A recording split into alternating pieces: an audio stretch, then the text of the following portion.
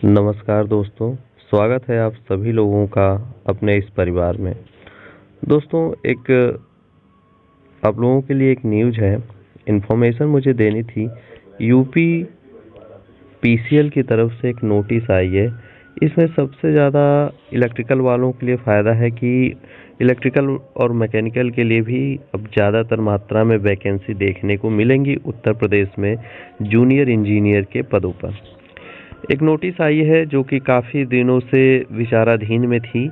इस पे फैसला हो चुका है, तो अब इस नोटिस को जारी कर दिया गया है। चलिए उसे हम सभी लोग पढ़ते हैं। आप लोग देख सकते हैं ये नोटिस 23/1/2026 यानी कल का आया हुआ है, थोड़ा लेट हो गया है। तो चलिए हम पढ़ते हैं, देखते हैं क्या है इस नोटिस में, फिर इसका समरी हम निकाल के आप सभी लोग को समझा देंगे। पहले हम पढ़ लेते हैं। देखिए, कंपनी अधिनियम 2013 की धारा 179 तथा निगम के आर्टिकल ऑफ एसोसिएशन के आर्टिकल 47, 48 एवं अन्य विधिक प्राविधानों के अंतर्गत प्राप्त अधिकारों का प्रयोग करते हुए Uttar Pradesh power corporation limited के निदेशक मंडल की दिनांक 12/11/25 को समापन बैठक में लिए गए निर्णय अनुपालन में Uttar Pradesh power corporation limited अभियंता सेवा नियमावली 2017 के अंतर्गत नियमानुसार भर्ती के पद पर एवं पारदर्शी नियुक्ति प्रक्रिया अपनाए जाने के हेतु स्तंभ 1 अनुसार लागू अध्ययन, यानी इन्होंने यूपीपीसीएल की तरफ से एक वैकेंसी अच्छे से पूरी तरीके से क्लियर हो, भर्ती में किसी प्रकार की कोई दिक्कत ना हो, उसके लिए इन्होंने एक नोटिस निकाला हुआ है।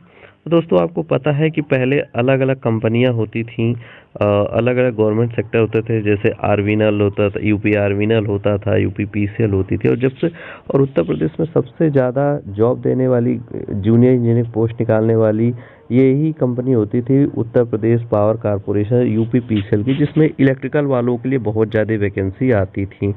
लेकिन कुछ समय से यूपी पीसीएल की तरफ से कोई भी वैकेंसी देखने को नहीं मिली है, क्योंकि विचाराधीन में थी। तो इस पे अब एक निर्णय आ चुका है। अब जो है कि वैकेंसी अब यूपी ट्रिपल एससी हो सकता है नहीं निकालेगा। अब जो भी वैकेंसी जूनियर इंजीनियर के उत्तर प्रदेश में निकाले जाएंगे वो सभी यूपी पीसीएल के थ्रू ही निकाली जाएंगी। अब इसमें कुछ कंडीशंस दे दिया गया है कि यूपी पीसीएल जो वैकेंसी निकालेगी, अब उसमें क्या सिलेक्शन प्रोसेस होगा, क्या किस तरीके से एग्ज़ाम होगा, सिलेबस क्या रहेगा, सब कुछ अलग तरीके से बदल दिया है। तो उस पर थोड़ा हम ध्यान देते हैं। वीडियो में अंत तक बने रहिएगा। जो लोग हमारे चैनल पे नए आ रहे हैं वो चैनल को सब्सक्राइब जरूर करें। दोस्तों, चैनल को सब्सक्राइब करने से फ़ायदा ये होता है कि जैसे अगर हमें कोई चीज़ जानकारी किसे चाहिए होती है, तो परिवार अगर हमारा बड़ा रहता है तो हमें अपने बात को रखने का मौका भी मिलता है और लोग तवज्जो भी देते हैं। इसलिए आप सभी लोग ज़्यादा से ज़्यादा जुड़िए और टेलीग्राम चैनल को भी हमारे ज्वाइन कर लीजिए। चलिए अब आगे बढ़ते हैं। यहाँ थोड़ा सा हम कॉलम नंबर 1 की बात कर लेते हैं, पार्ट 4 रेगुलेशन नंबर 13 की। इसमें कहा गया है, requirement as apprentice supervisor later junior engineer shall be made on the basis of selection to be held from time to time in accordance with such procedure as may be prescribed by the board from the time to time। यानी ये हमेशा change ही करते रहेंगे। आइए हम ये देखते हैं, थोड़ा सा बात कर लेते हैं कि यूपी पीसीएल जो आयोग है, यानी यूपी पीसीएल की तरफ से अगर कोई वैकेंसी अब निकाली जाती है, अभी वैकेंसी देखिए आई नहीं है दोस्तों, ये एक नोटिस है और वैकेंसी आने की संभावना है इलेक्ट्रिकल, सिविल, मैकेनिकल तीनों ही डिपार्टमेंट के लिए। ये एक आपका प्रारूप दे दिया गया है कि अब जो है यूपी पीसीएल जूनियर इंजीनियर की वैकेंसी निकालेगी। अगर वो निकालती है तो लेवल क्या रहेगा, पे ग्रेड कितना रहेगा, सिलेबस क्या रहेगा, किस तरीके से एग्ज़ाम कराया जाएगा, यानी ओवरऑल सिलेक्शन प्रोसेस क्या रहेगा, इस नोटिस के माध्यम से उन्होंने बताया है। तो चलिए हम शुरू करते हैं।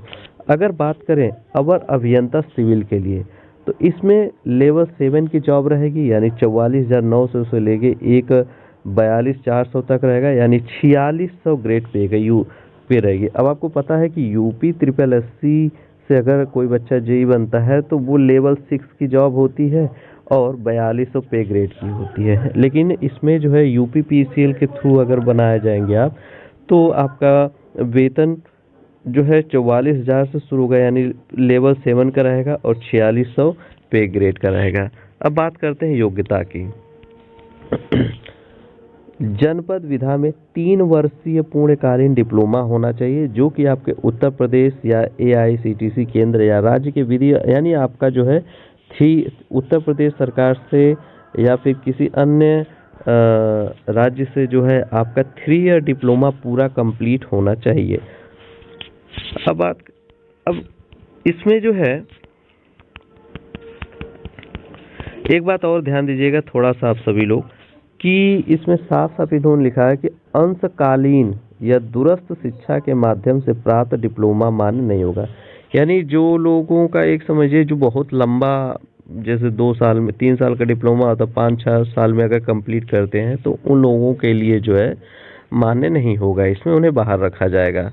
अब अब अब इसकी जो है नियुक्ति चयन प्रक्रिया के बारे में बात करें। सीधी भर्ती के माध्यम से नियुक्ति यानी चयन हेतु प्रक्रिया क्या रहने वाली है दोस्तों।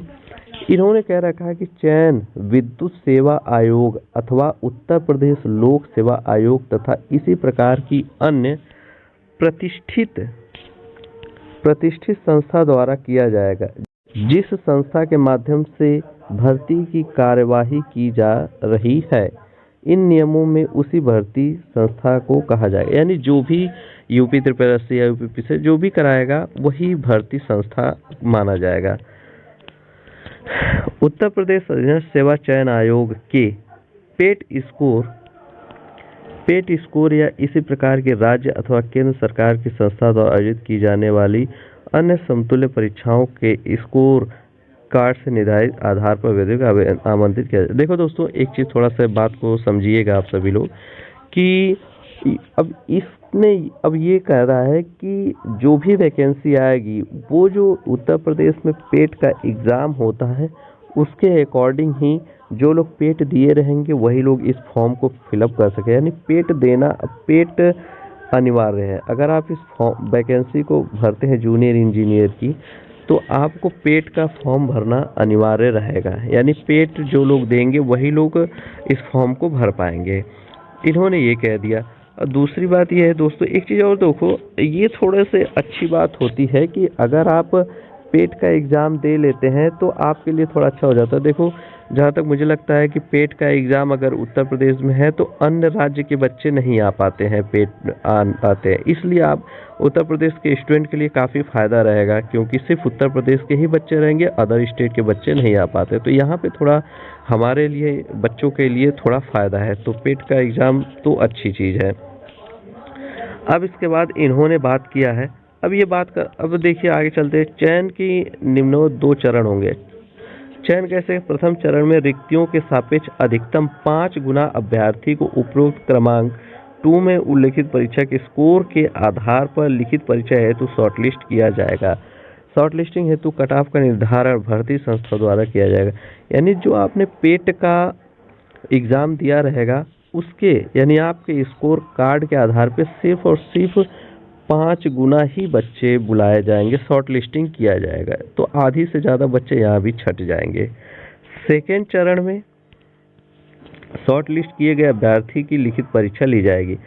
अब सेकेंड चरण में जो बच्चे शॉर्ट लिस्टेड होंगे, जिनका स्कोर अच्छा रहेगा, वो बच्चे शॉर्ट लिस्टेड होंगे और उन्हीं की परीक्षा ली जाएगी। और लिखित परीक्षा को भी 2 भागों में विभाजित किया इन्होंने।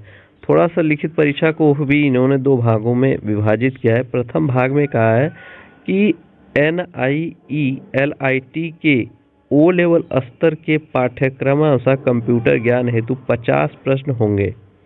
यानी आपके जो प्रथम भाग होगा पेपर का 2 भाग होगा, जिसमें प्रथम भाग में O लेवल स्तर के 50 प्रश्न होंगे, जिसमें 50% अंक लाना अनिवार्य होगा। यानी अगर आपका 50 प्रश्न है तो उसमें 50% लाना यानी अनिवार्य होगा। यानी 50% लाने का मतलब आपके 25 क्वेश्चन एग्जैक्ट सही होने चाहिए। अगर आपके 25% सही नहीं, 25 क्वेश्चन सही नहीं है, यानी 50% क्वेश्चन, अगर आपके 50% क्वेश्चन सही नहीं है, यानी कि अगर यहाँ पे देखें, अगर आपके 50 में से 25 क्वेश्चन आपके सही नहीं है तो आपको प्रथम भाग में ही आपको यहाँ से भी बाहर कर दिया जाएगा। यानी पेपर के दूसरे भाग में आपको जाने के लिए 50% क्वेश्चन करना ही होगा। 50% क्वेश्चन सही है तो आप पेपर के द्वितीय चरण में चले जाएंगे। अब द्वितीय चरण में आता है अपना मेन चीज। द्वितीय चरण में क्या होगा, 200 प्रश्न होंगे द्वितीय चरण में। अब यहाँ से आपका मेन एग्जाम ये है, आप इसी को मेंस मान के चलिए द्वितीय चरण को। बाकी तो ये कंप्यूटर का स्क्रीनिंग टेस्ट आप मान के चलिए। प्रथम स्क्रीनिंग टेस्ट है, दूसरा मेन टेस्ट है। इसमें दूसरे भाग में 200 प्रश्न होंगे, जिसमें सामान्य अध्ययन 20 नंबर का होगा, हिंदी और व्याकरण का मिला के 15 नंबर का होगा, अंग्रेजी भी 15 नंबर का होगा और विषय ज्ञान 150 नंबर का होगा। विषय ज्ञान का मतलब होता है कि आपके जो सब्जेक्ट हैं। अब थोड़ा सा निगेटिव की बात कर लिया जाए। देखिए, सही उत्तर के लिए आपको 4 नंबर दिए जाएंगे। एक प्रश्न आपका सही है तो आपको 4 नंबर दिए जाएंगे और गलत के लिए आपका 1 नंबर काट लिया जाएगा। फिर इन्होंने कहा है, और द्वितीय चरण के लिखित परीक्षा के दोनों फलों के कुल प्राप्तांकों के आधार पर अंतिम मेरिट तैयार की जाएगी। और यही जो प्रथम भाग और द्वितीय भाग के एग्जाम होंगे, उन्हीं पे आपका मेरिट दिया जाएगा दोस्तों। तो दोस्तों, इस तरीके से यूपी पीसीएल जो नया प्रारूप है, नए तरीके से पैटर्न है यूपी पीसीएल का, इस तरीके से आपका एग्जाम होगा। तो इसे अच्छे समझ लीजिए। अब इसने पेट करके आसान तो किया है, लेकिन इसने जो है ओ लेवल करके बढ़ा दिया है। थोड़ी सी दिक्कत तो है यहाँ पे, लेकिन देखा जाए तो सेकेंड भाग में भी अंग्रेजी और सामान्य अंग्रेजी हिंदी दे दिया। खैर कोई दिक्कत नहीं, अब पढ़ेंगे, पढ़ना तो पड़ेगा ही आप लोगों को। अब आगे बात कर लें तो इस आपके यूपी पीसीएल का सिलेबस रहा, पूरे तरीके से सिलेक्शन प्रोसेस रहा, किस तरीके से आपका एग्जाम होगा, पे लेवल क्या है, ग्रेड क्या है, किस हाँ। और तो आप सभी लोग इस चीज़ को समझ लें दोस्तों। आज के लिए इतना ही। और अब आपकी वैकेंसी इलेक्ट्रिकल और मैकेनिकल वाले भी तैयार रहें यूपी SSSC में जूनियर इंजीनियर बनने के लिए। अब उनके लिए भी वैकेंसी आने वाली है। बाकी तो आप सभी लोग पढ़ाई करते रहिए। आशा करता हूँ आप सभी लोग मस्त होंगे, एकदम बिंदास हो गए, पढ़ाई कर रहे होंगे।